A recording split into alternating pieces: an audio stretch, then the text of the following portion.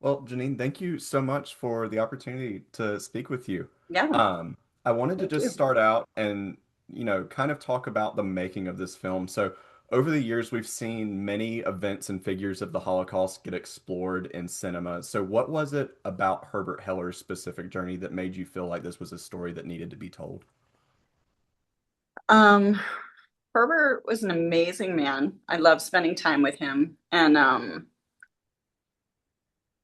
he told me, all about his story, which just blew my mind, that he escaped at 15 by himself after his family had disappeared. So that was a big piece. And then he said, "Hey, get me talks in school." So then I watched him speak to these classes, and they really um stayed quiet, really listened, talked to him after, and it just made me realize, like, wow, this is a movie. Not just his story alone, but also how he's connecting with these kids and giving them a different perspective.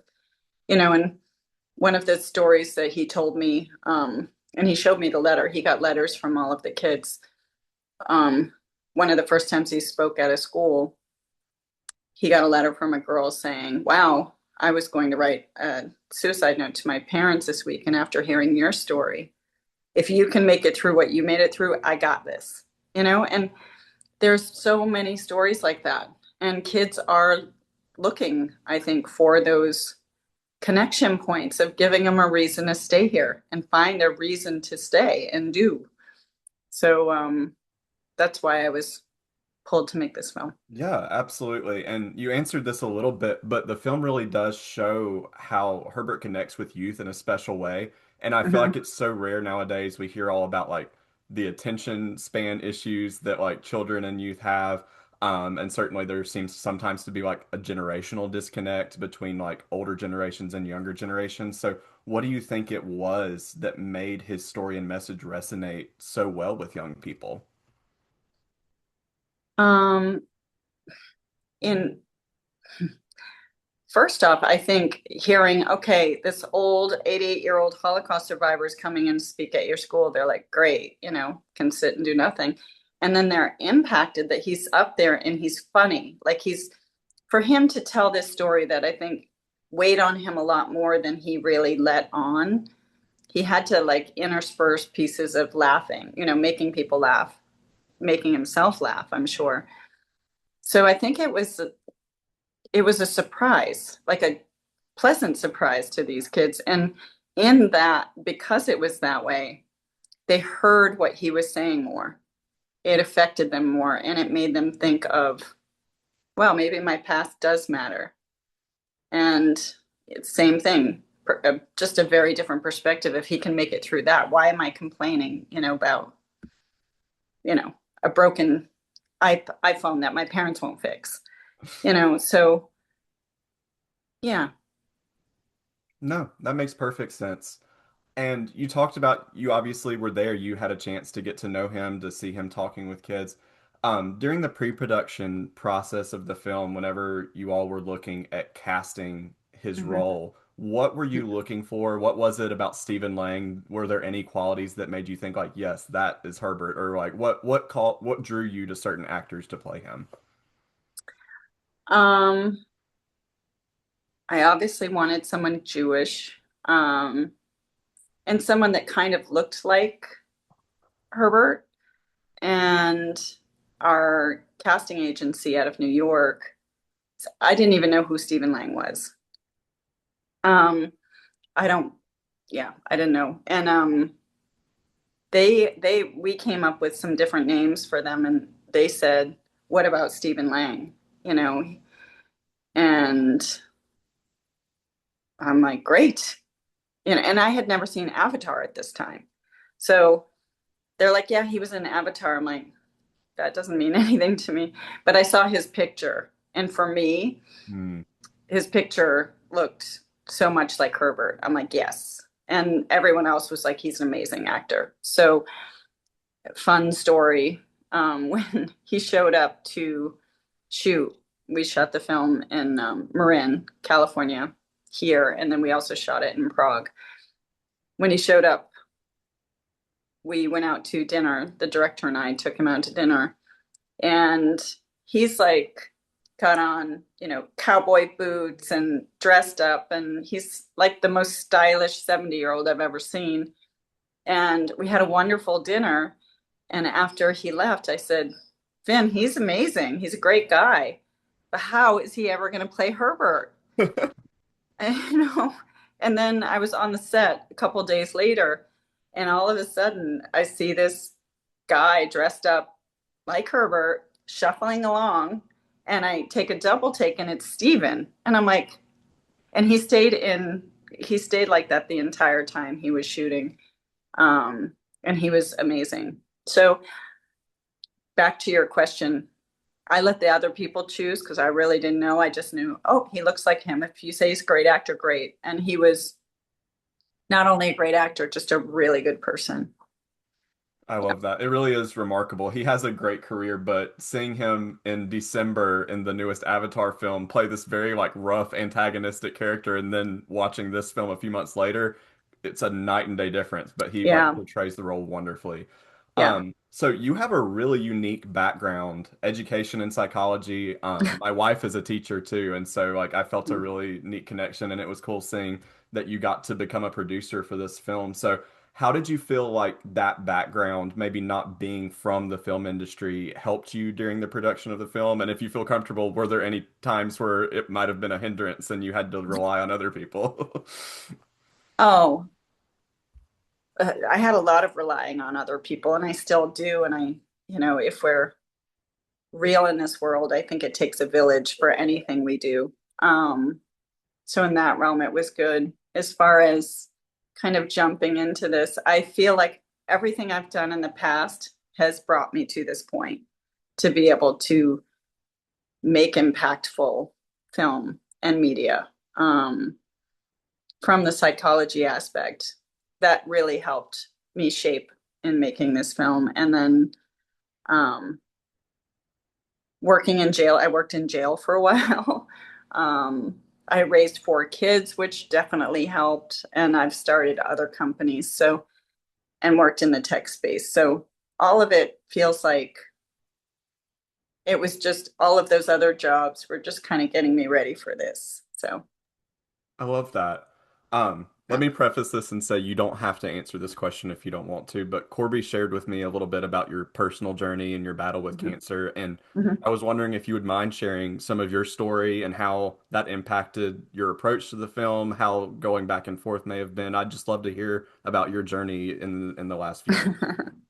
Yeah. So, where do I start here? We worked on the script for 3 years. This is before I got sick. And we got the script down to a place that I'm like, okay, we're done. This is great. And then COVID hit, and none of us knew what to do. No one knew what was going on with the world, I don't believe. And it went on a shelf. And I'm like, well, at least I made a script, right? And then fast forward a year, I was having issues with vertigo, and coming up on my third month of having vertigo, I'm like, maybe I should go have this checked out. This was in the woods of Maine that I did this, and long story. They did an MRI. They found 3 tumors in my brain. They're like, you've got to have surgery right away. I ended up going to Boston for surgery, and they said, um, you know, you've got to have this surgery right away. And 50% chance you'll make it through the surgery. If you do, we don't know your life's gonna be like after. And I sat in my room, because it's COVID and no one's allowed in there. So I'm in there alone, and um I very much heard a voice say, hey, not hey, if you want to go during this surgery, you can. And if you stay, you have to do what you came here to do. And I remember saying, whether it was out loud or not, I'm coming back. I have a film to make. And so I wasn't nervous going into the surgery at all. I yeah, I wasn't, and I'm glad I wasn't. And they were able to remove two of the tumors. One of the tumors shrunk from, I'm on chemo pills still today. And then they tested the tumors, and I did have stage 4 cancer that had metastasized. It was lung cancer that has metastasized to the brain. And so I had to do radiation for a month. And then during that time, I called my screenwriter, who then became my director. And I said, hey, we need to make this film right away. And so we started the process while I was, doing radiation for that month. And then as soon as I could fly, I flew back to San Francisco. And that was the summer of 2021. And we started shooting in 22 in April, I believe. Yeah. So that was a long story, sorry. Um,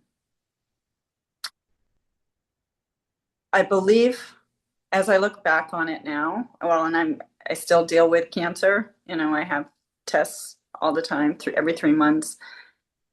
Um, the silver lining is it is really given me urgency, and also, um, you know, not taking every day for granted. So I really wanted to finish this film. It's made me finish this film. It's made me jump through hurdles that I'm pretty sure before the cancer, I would have ran the other way. You know, I would not have finished this film. So in a way, it's like the universe giving me a gift and saying, you've got big stuff to do here. You've got changes to make them. So, um, yeah, the silver lining of it,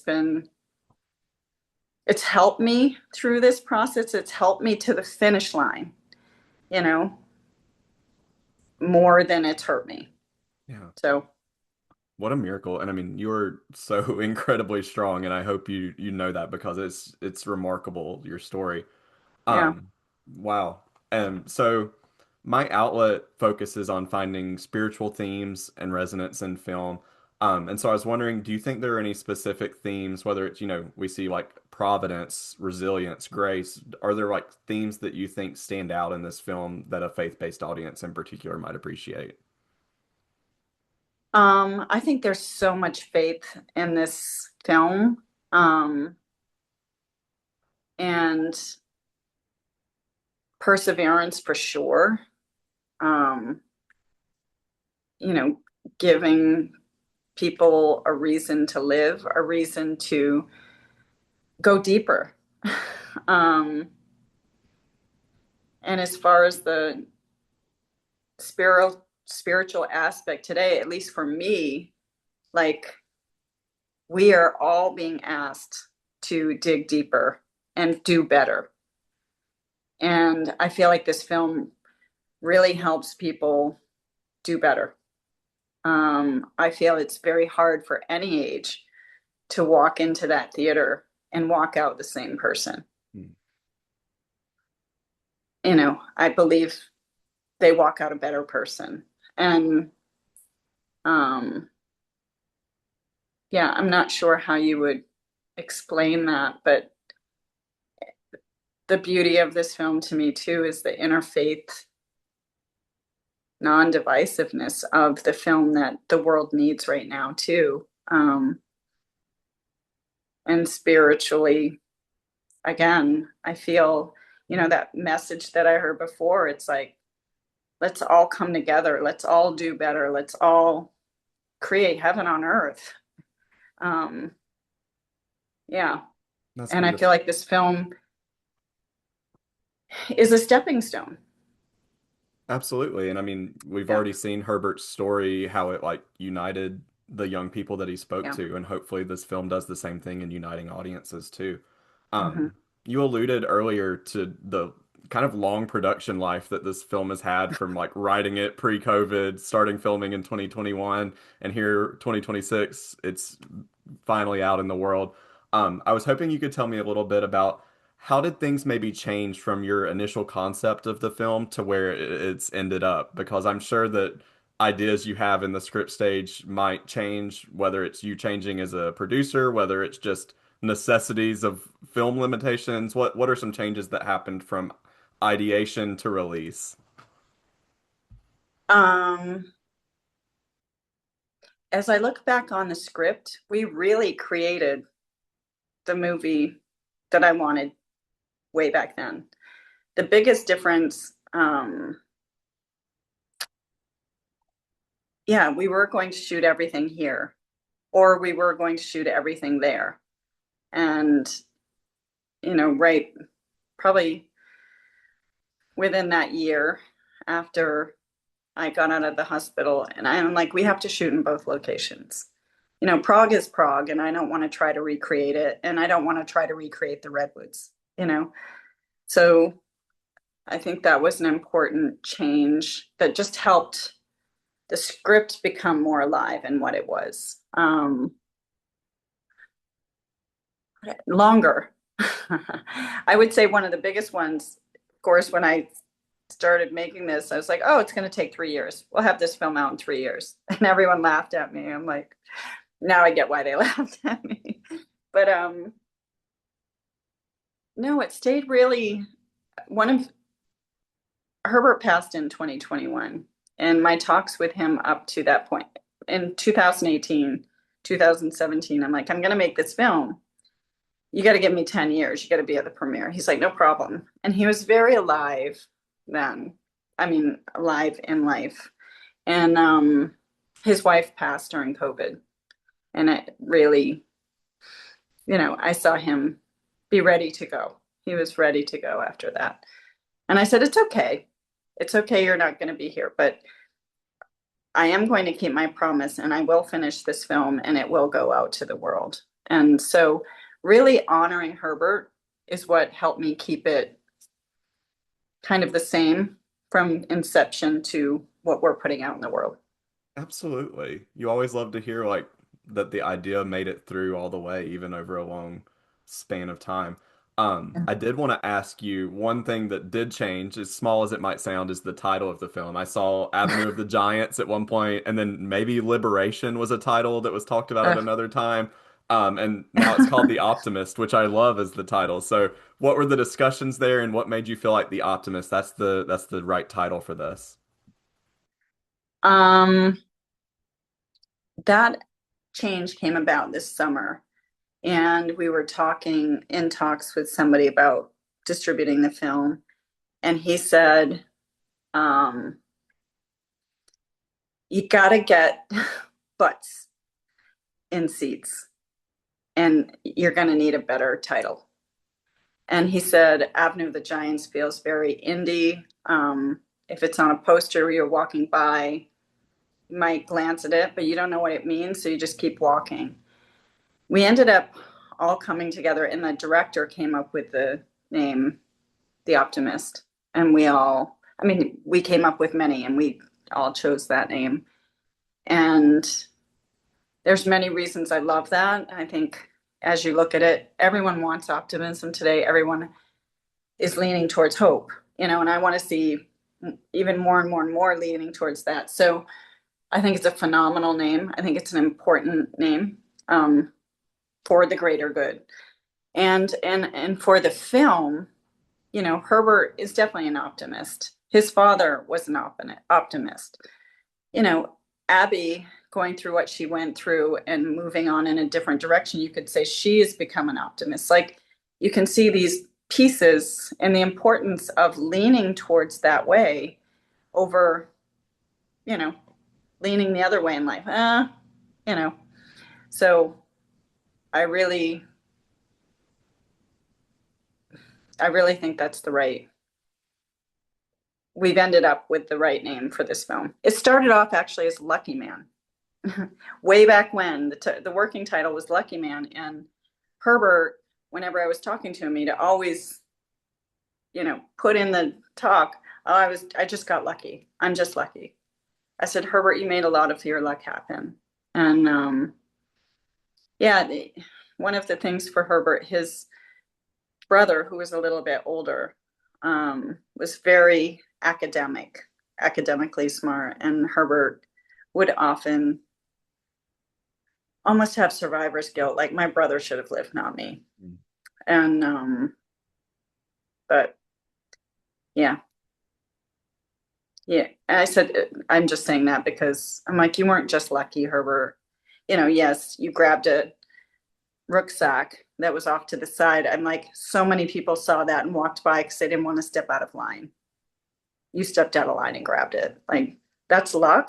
You got lucky that it's there still, but you made your luck happen. Um, so yeah, it's the reason that we didn't go with Lucky Man is because I felt like the storyline of the girl did take on more importance maybe as time went by too. And I felt it was important not to focus on just one person. Like it was bigger than just him at that point. So Absolutely. And like you talked about too, the Optimist, I love that title because it can apply to him, but it can also apply to the optimism that he starts to give Abby and give everyone else that he talks to. So, um, yeah. I wanted to go back to something else you mentioned was the shooting in both Prague and California. I can't imagine having seen the film having to only choose one location to shoot because you're right, they are so distinct in Yeah. the film. And it Mhm. really stood out to me. Everything like the coloring is different. The approach to shooting it seemed different. You've got lots of like long, slow takes when you're in Prague, whereas you've got a little bit more like handheld whenever you're in California. So I loved how visually distinct you all made the two timelines and the two locations look. So talk to me a little bit about that. About were there any discussions about how do we make Prague feel like the 1940s versus and differentiate that very completely from modern day California? Yeah, we didn't want to go to full black and white because a Hmm. lot of places do that, but if you notice, it's kind of the coloring is made to feel sepia, I think a little Yes. different. And I will just jump in like our production team over there, Still King Production, phenomenal. They were absolutely amazing, and I learned so much working with them. I am so glad that we chose the two different um, shooting areas, even though it was like making two movies and trying to put them together. Um, it was a great experience. And